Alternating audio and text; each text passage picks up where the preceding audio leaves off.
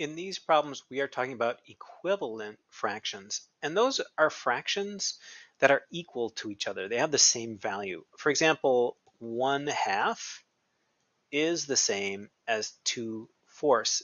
There are two different ways to express the same amount. If you have 4 pieces of candy and you give someone 2, you've given them half your candy, right? So 2/4 is the same as 1/2.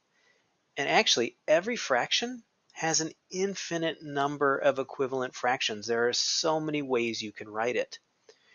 One of the ways you can find an equivalent fraction is just by multiplying both the top and the bottom number by the same thing, and it makes a new equivalent fraction. Really, what we did with 1/2 was we multiplied the top by 2 and the bottom by 2, and we got 2/4. As long as you multiply the top and the bottom by the same thing, the fraction will be equivalent.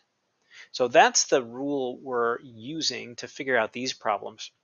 If you look at this first one here, it says 1/5 is equal to something over 15. So the thing you're going to want to do is take a look at the bottom here where we have both the numbers and ask, what did they multiply by? What do you multiply 5 by to get 15?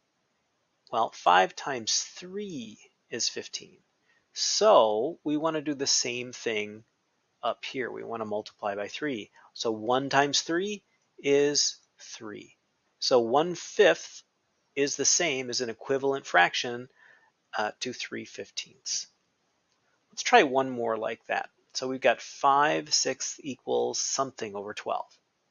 So first step, ask yourself, what did they multiply by to get what's on the bottom? So 6 to 12, well, it looks like they multiplied that by 2. 6 times 2 is 12. So we do the same thing here. We multiply by 2. 5 times 2, well, that would be 10.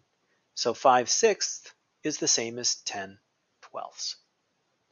And that is a little bit of work with equivalent fractions.